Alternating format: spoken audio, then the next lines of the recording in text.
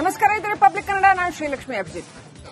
ಬೆಳಗಾವಿ ಉಳಿವಿಗಾಗಿ ಕನ್ನಡ ಸಂಘಟನೆಗಳ ಹೋರಾಟ ಮುಂದುವರೆದಿದೆ. ಮತ್ತೊಂದು ಮಜಲನ್ನ ಪಡೆದುಕೊಂಡಿದೆ. ರಾಜಭವನ ಚಲೋಗೆ ವಾಟಾಳ್ ನಾಗರಾಜ್ ಕರೆ ಕೊಟ್ಟಿದ್ದಾರೆ.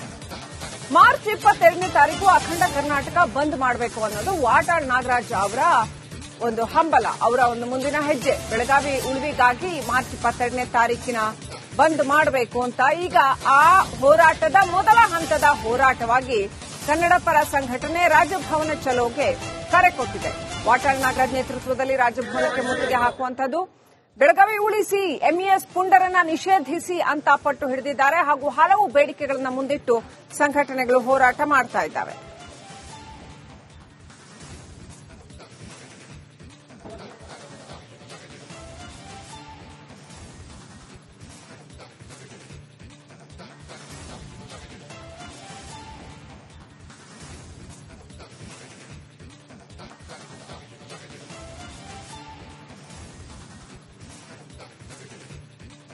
ನೆಕ್ಸ್ಟ್ ಅಪ್ಡೇಟ್ ಪಡ್ಕೊಳ್ಳೋಣ. ನನ್ನ ಸಹೋದ್ಯೋಗಿ ಶ್ರೀಪಾದ್ ಪಾಟೀಲ್ ಲೈವ್ ಕನೆಕ್ಟ್ ಆಗಿದ್ದಾರೆ ಈ ವಿಚಾರಕ್ಕೆ ಸಂಬಂಧಪಟ್ಟಂಗೆ. ಶ್ರೀಪಾದ್ ಪಾಟೀಲ್, ಕನ್ನಡ ಸಂಘಟನೆಗಳು, ಅದರಲ್ಲೂ ವಾಟಾಳ್ ನಾಗರಾಜ್ ಕರ್ನಾಟಕದ ಅತ್ಯಂತ ಹಿರಿಯ ಕನ್ನಡ ಹೋರಾಟಗಾರ ಅಂತ ಹೇಳ್ಬೋದು ಈ ಸಂದರ್ಭದಲ್ಲಿ.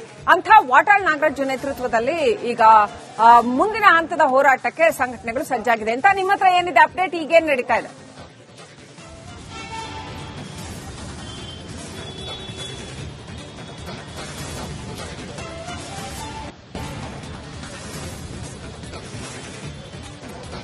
ಶ್ರೀಲಕ್ಷ್ಮಿ, ಎಕ್ಸಾಕ್ಟ್ಲಿ ರಾಜಭವನದ ಎದುರುಗಡೆ ನಾನೀಗ ಇದ್ದೀನಿ. ಇನ್ನೇನು ಕೆಲವೇ ಕ್ಷಣಗಳಲ್ಲಿ ವಾಟಾಳ್ ನಾಗರಾಜ್ ನೇತೃತ್ವದ ತಂಡ ರಾಜಭವನಕ್ಕೆ ಆಗಮಿಸಲಿಕ್ಕಿದೆ. ರಾಜಭವನಕ್ಕೆ ಮುತ್ತಿಗೆ ಹಾಕೋದಕ್ಕೆ ಈಗ ಎಲ್ಲಾ ರೀತಿಯ ಸಿದ್ದತೆಗಳಾಗ್ತಾ ಇದೆ.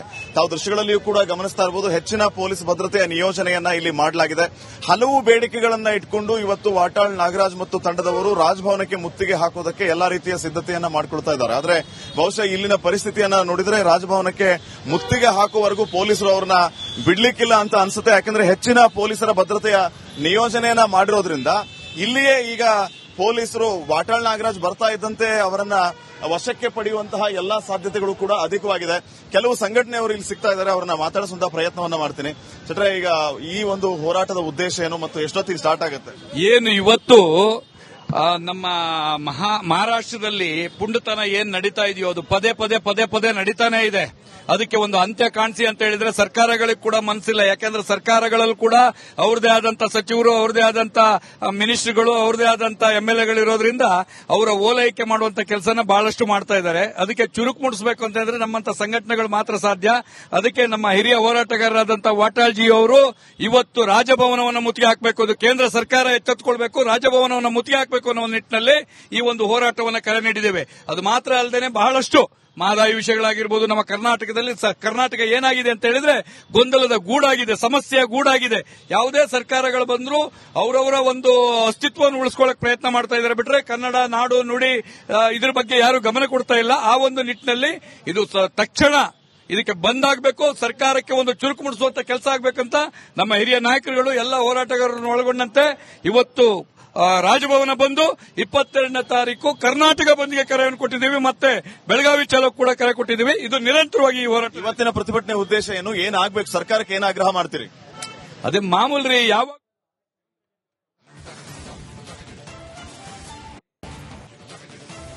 ನಮಸ್ಕಾರ, ಇದು ರಿಪಬ್ಲಿಕ್ ಕನ್ನಡ. ನಾನು ಶ್ರೀಲಕ್ಷ್ಮಿ ಅಭಿಜಿತ್. ಬೆಳಗಾವಿ ಉಳಿವಿಗಾಗಿ ಕನ್ನಡ ಸಂಘಟನೆಗಳ ಹೋರಾಟ ಮುಂದುವರೆದಿದೆ. ಮತ್ತೊಂದು ಮಜಲನ್ನ ಪಡೆದುಕೊಂಡಿದೆ. ರಾಜಭವನ ಚಲೋಗೆ ವಾಟಾಳ್ ನಾಗರಾಜ್ ಕರೆ ಕೊಟ್ಟಿದ್ದಾರೆ.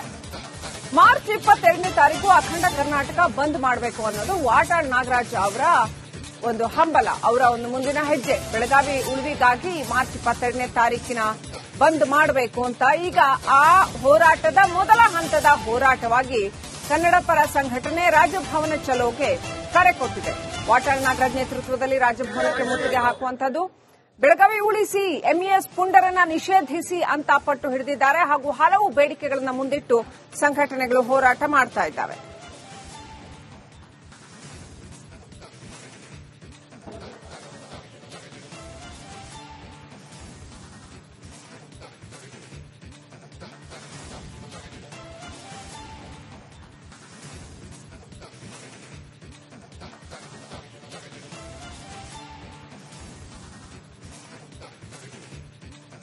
ನೆಕ್ಸ್ಟ್ ಅಪ್ಡೇಟ್ ಪಡ್ಕೊಳ್ಳೋಣ. ನನ್ನ ಸಹೋದ್ಯೋಗಿ ಶ್ರೀಪಾದ್ ಪಾಟೀಲ್ ಲೈವ್ ಕನೆಕ್ಟ್ ಆಗಿದ್ದಾರೆ ಈ ವಿಚಾರಕ್ಕೆ ಸಂಬಂಧಪಟ್ಟಂಗೆ.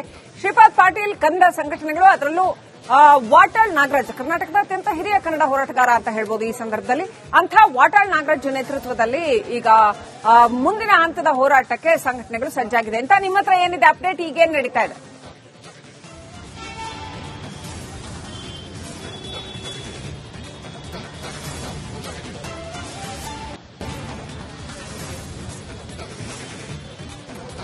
ಶ್ರೀಲಕ್ಷ್ಮಿ, ಎಕ್ಸಾಕ್ಟ್ಲಿ ರಾಜಭವನದ ಎದುರುಗಡೆ ನಾನೀಗ ಇದ್ದೀನಿ. ಇನ್ನೇನು ಕೆಲವೇ ಕ್ಷಣಗಳಲ್ಲಿ ವಾಟಾಳ್ ನಾಗರಾಜ್ ನೇತೃತ್ವದ ತಂಡ ರಾಜಭವನಕ್ಕೆ ಆಗಮಿಸಲಿಕ್ಕಿದೆ. ರಾಜಭವನಕ್ಕೆ ಮುತ್ತಿಗೆ ಹಾಕೋದಕ್ಕೆ ಈಗ ಎಲ್ಲಾ ರೀತಿಯ ಸಿದ್ದತೆಗಳಾಗ್ತಾ ಇದೆ. ತಾವು ದೃಶ್ಯಗಳಲ್ಲಿಯೂ ಕೂಡ ಗಮನಿಸ್ತಾ ಇರಬಹುದು, ಹೆಚ್ಚಿನ ಪೊಲೀಸ್ ಭದ್ರತೆಯ ನಿಯೋಜನೆಯನ್ನ ಇಲ್ಲಿ ಮಾಡಲಾಗಿದೆ. ಹಲವು ಬೇಡಿಕೆಗಳನ್ನ ಇಟ್ಕೊಂಡು ಇವತ್ತು ವಾಟಾಳ್ ನಾಗರಾಜ್ ಮತ್ತು ತಂಡದವರು ರಾಜಭವನಕ್ಕೆ ಮುತ್ತಿಗೆ ಹಾಕೋದಕ್ಕೆ ಎಲ್ಲಾ ರೀತಿಯ ಸಿದ್ದತೆಯನ್ನ ಮಾಡಿಕೊಳ್ತಾ ಇದ್ದಾರೆ. ಆದ್ರೆ ಬಹುಶಃ ಇಲ್ಲಿನ ಪರಿಸ್ಥಿತಿಯನ್ನ ನೋಡಿದ್ರೆ ರಾಜಭವನಕ್ಕೆ ಮುತ್ತಿಗೆ ಹಾಕುವವರೆಗೂ ಪೊಲೀಸರು ಅವರನ್ನ ಬಿಡ್ಲಿಕ್ಕಿಲ್ಲ ಅಂತ ಅನ್ಸುತ್ತೆ. ಯಾಕಂದ್ರೆ ಹೆಚ್ಚಿನ ಪೊಲೀಸರ ಭದ್ರತೆಯ ನಿಯೋಜನೆಯನ್ನ ಮಾಡಿರೋದ್ರಿಂದ ಇಲ್ಲಿಯೇ ಈಗ ಪೊಲೀಸರು ವಾಟಾಳ್ ನಾಗರಾಜ್ ಬರ್ತಾ ಇದ್ದಂತೆ ಅವರನ್ನ ವಶಕ್ಕೆ ಪಡೆಯುವಂತಹ ಎಲ್ಲಾ ಸಾಧ್ಯತೆಗಳು ಕೂಡ ಅಧಿಕವಾಗಿದೆ. ಕೆಲವು ಸಂಘಟನೆಯವರು ಇಲ್ಲಿ ಸಿಗ್ತಾ ಇದ್ದಾರೆ, ಅವರನ್ನ ಮಾತಾಡಿಸುವಂತಹ ಪ್ರಯತ್ನವನ್ನ ಮಾಡ್ತೀನಿ. ಚಟ್ರೆ, ಈಗ ಈ ಒಂದು ಹೋರಾಟದ ಉದ್ದೇಶ ಏನು ಮತ್ತು ಎಷ್ಟೊತ್ತಿಗೆ ಸ್ಟಾರ್ಟ್ ಆಗುತ್ತೆ? ಏನು ಇವತ್ತು ನಮ್ಮ ಮಹಾರಾಷ್ಟ್ರದಲ್ಲಿ ಪುಂಡತನ ಏನ್ ನಡೀತಾ ಇದೆಯೋ ಅದು ಪದೇ ಪದೇ ನಡೀತಾನೆ ಇದೆ. ಅದಕ್ಕೆ ಒಂದು ಅಂತ್ಯ ಕಾಣಿಸಿ ಅಂತ ಹೇಳಿದ್ರೆ ಸರ್ಕಾರಗಳಿಗೆ ಕೂಡ ಮನಸ್ಸಿಲ್ಲ. ಯಾಕಂದ್ರೆ ಸರ್ಕಾರಗಳಲ್ಲೂ ಕೂಡ ಅವ್ರದೇ ಆದಂತ ಸಚಿವರು, ಅವ್ರದೇ ಆದಂತ ಮಿನಿಸ್ಟ್ರಿಗಳು, ಅವ್ರದೇ ಆದಂತ ಎಂಎಲ್ಎಗಳು ಇರೋದ್ರಿಂದ ಅವರ ಓಲೈಕೆ ಮಾಡುವಂತ ಕೆಲಸನ ಬಹಳಷ್ಟು ಮಾಡ್ತಾ ಇದ್ದಾರೆ. ಅದಕ್ಕೆ ಚುರುಕು ಮೂಡಿಸಬೇಕು ಅಂತ ಹೇಳಿದ್ರೆ ನಮ್ಮಂತ ಸಂಘಟನೆಗಳು ಮಾತ್ರ ಸಾಧ್ಯ.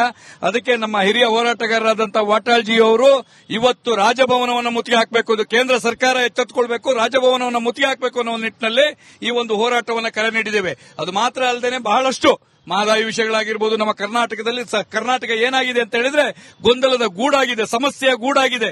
ಯಾವುದೇ ಸರ್ಕಾರಗಳು ಬಂದರೂ ಅವರವರ ಒಂದು ಅಸ್ತಿತ್ವವನ್ನು ಉಳಿಸ್ಕೊಳ್ಳೋಕೆ ಪ್ರಯತ್ನ ಮಾಡ್ತಾ ಇದ್ದಾರೆ ಬಿಟ್ರೆ ಕನ್ನಡ ನಾಡು ನುಡಿ ಇದ್ರ ಬಗ್ಗೆ ಯಾರು ಗಮನ ಕೊಡ್ತಾ ಇಲ್ಲ. ಆ ಒಂದು ನಿಟ್ಟಿನಲ್ಲಿ ಇದು ತಕ್ಷಣ ಇದಕ್ಕೆ ಬಂದಾಗಬೇಕು, ಸರ್ಕಾರಕ್ಕೆ ಒಂದು ಚುರುಕು ಮೂಡಿಸುವಂತ ಕೆಲಸ ಆಗಬೇಕಂತ ನಮ್ಮ ಹಿರಿಯ ನಾಯಕರುಗಳು ಎಲ್ಲ ಹೋರಾಟಗಾರರನ್ನು ಒಳಗೊಂಡಂತೆ ಇವತ್ತು ರಾಜಭವನ ಬಂದು 22ನೇ ತಾರೀಕು ಕರ್ನಾಟಕ ಬಂದ್ಗೆ ಕರೆಯನ್ನು ಕೊಟ್ಟಿದ್ದೀವಿ. ಮತ್ತೆ ಬೆಳಗಾವಿ ಚಲೋ ಕೂಡ ಕರೆ ಕೊಟ್ಟಿದ್ದೀವಿ. ಇದು ನಿರಂತರವಾಗಿ ಈ ಹೋರಾಟ. ಇವತ್ತಿನ ಪ್ರತಿಭಟನೆ ಉದ್ದೇಶ ಏನು, ಏನಾಗಬೇಕು, ಸರ್ಕಾರಕ್ಕೆ ಏನು ಆಗ್ರಹ ಮಾಡ್ತೀರಿ? ಅದೇ ಮಾಮೂಲ್ರಿ. ಯಾವ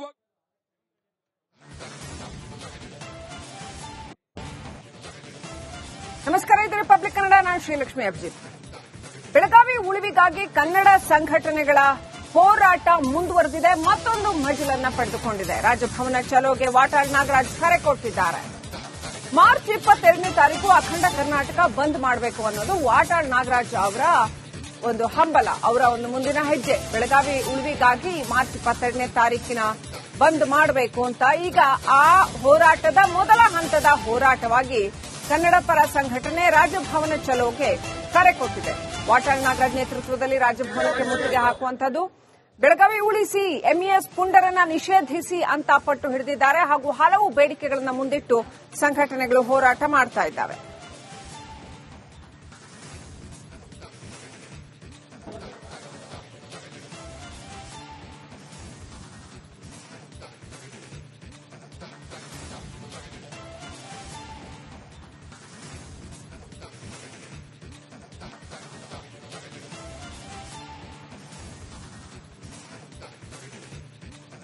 ನೆಕ್ಸ್ಟ್ ಅಪ್ಡೇಟ್ ಪಡ್ಕೊಳ್ಳೋಣ. ನನ್ನ ಸಹೋದ್ಯೋಗಿ ಶ್ರೀಪಾದ್ ಪಾಟೀಲ್ ಲೈವ್ ಕನೆಕ್ಟ್ ಆಗಿದ್ದಾರೆ ಈ ವಿಚಾರಕ್ಕೆ ಸಂಬಂಧಪಟ್ಟಂಗೆ.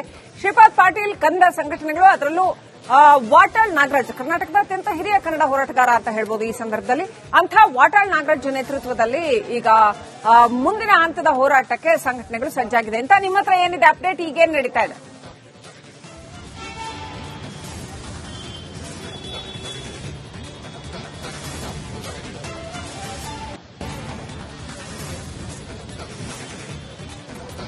ಶ್ರೀಲಕ್ಷ್ಮಿ, ಎಕ್ಸಾಕ್ಟ್ಲಿ ರಾಜಭವನದ ಎದುರುಗಡೆ ನಾನೀಗ ಇದ್ದೀನಿ. ಇನ್ನೇನು ಕೆಲವೇ ಕ್ಷಣಗಳಲ್ಲಿ ವಾಟಾಳ್ ನಾಗರಾಜ್ ನೇತೃತ್ವದ ತಂಡ ರಾಜಭವನಕ್ಕೆ ಆಗಮಿಸಲಿಕ್ಕಿದೆ. ರಾಜಭವನಕ್ಕೆ ಮುತ್ತಿಗೆ ಹಾಕೋದಕ್ಕೆ ಈಗ ಎಲ್ಲಾ ರೀತಿಯ ಸಿದ್ದತೆಗಳಾಗ್ತಾ ಇದೆ. ತಾವು ದೃಶ್ಯಗಳಲ್ಲಿಯೂ ಕೂಡ ಗಮನಿಸ್ತಾ ಇರಬಹುದು, ಹೆಚ್ಚಿನ ಪೊಲೀಸ್ ಭದ್ರತೆಯ ನಿಯೋಜನೆಯನ್ನ ಇಲ್ಲಿ ಮಾಡಲಾಗಿದೆ. ಹಲವು ಬೇಡಿಕೆಗಳನ್ನ ಇಟ್ಕೊಂಡು ಇವತ್ತು ವಾಟಾಳ್ ನಾಗರಾಜ್ ಮತ್ತು ತಂಡದವರು ರಾಜಭವನಕ್ಕೆ ಮುತ್ತಿಗೆ ಹಾಕೋದಕ್ಕೆ ಎಲ್ಲಾ ರೀತಿಯ ಸಿದ್ದತೆಯನ್ನ ಮಾಡಿಕೊಳ್ತಾ ಇದ್ದಾರೆ. ಆದ್ರೆ ಬಹುಶಃ ಇಲ್ಲಿನ ಪರಿಸ್ಥಿತಿಯನ್ನ ನೋಡಿದ್ರೆ ರಾಜಭವನಕ್ಕೆ ಮುತ್ತಿಗೆ ಹಾಕುವವರೆಗೂ ಪೊಲೀಸರು ಅವರನ್ನ ಬಿಡ್ಲಿಕ್ಕಿಲ್ಲ ಅಂತ ಅನ್ಸುತ್ತೆ. ಯಾಕಂದ್ರೆ ಹೆಚ್ಚಿನ ಪೊಲೀಸರ ಭದ್ರತೆಯ ನಿಯೋಜನೆಯನ್ನ ಮಾಡಿರೋದ್ರಿಂದ ಇಲ್ಲಿಯೇ ಈಗ ಪೊಲೀಸರು ವಾಟಾಳ್ ನಾಗರಾಜ್ ಬರ್ತಾ ಇದ್ದಂತೆ ಅವರನ್ನ ವಶಕ್ಕೆ ಪಡೆಯುವಂತಹ ಎಲ್ಲಾ ಸಾಧ್ಯತೆಗಳು ಕೂಡ ಅಧಿಕವಾಗಿದೆ. ಕೆಲವು ಸಂಘಟನೆಯವರು ಇಲ್ಲಿ ಸಿಗ್ತಾ ಇದ್ದಾರೆ, ಅವರನ್ನ ಮಾತಾಡಿಸುವಂತಹ ಪ್ರಯತ್ನವನ್ನ ಮಾಡ್ತೀನಿ.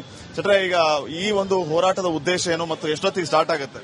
ಏನು ಇವತ್ತು ನಮ್ಮ ಮಹಾರಾಷ್ಟ್ರದಲ್ಲಿ ಪುಂಡತನ ಏನ್ ನಡೀತಾ ಇದೆಯೋ ಅದು ಪದೇ ಪದೇ ನಡೀತಾನೆ ಇದೆ.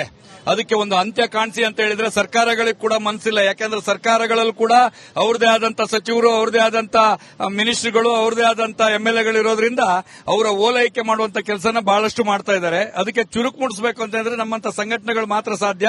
ಅದಕ್ಕೆ ನಮ್ಮ ಹಿರಿಯ ಹೋರಾಟಗಾರರಾದಂತ ವಾಟಾಳ್ಜಿ ಅವರು ಇವತ್ತು ರಾಜಭವನವನ್ನು ಮುತ್ತಿಗೆ ಹಾಕಬೇಕು, ಇದು ಕೇಂದ್ರ ಸರ್ಕಾರ ಎಚ್ಚೆತ್ತುಕೊಳ್ಬೇಕು, ರಾಜಭವನವನ್ನು ಮುತ್ತಿಗೆ ಹಾಕಬೇಕು ಅನ್ನೋ ನಿಟ್ಟಿನಲ್ಲಿ ಈ ಒಂದು ಹೋರಾಟವನ್ನು ಕರೆ ನೀಡಿದ್ದೇವೆ. ಅದು ಮಾತ್ರ ಅಲ್ಲದೆ ಬಹಳಷ್ಟು ಮಹದಾಯಿ ವಿಷಯಗಳಾಗಿರ್ಬೋದು, ನಮ್ಮ ಕರ್ನಾಟಕದಲ್ಲಿ ಕರ್ನಾಟಕ ಏನಾಗಿದೆ ಅಂತ ಹೇಳಿದ್ರೆ ಗೊಂದಲದ ಗೂಡಾಗಿದೆ, ಸಮಸ್ಯೆಯ ಗೂಡಾಗಿದೆ.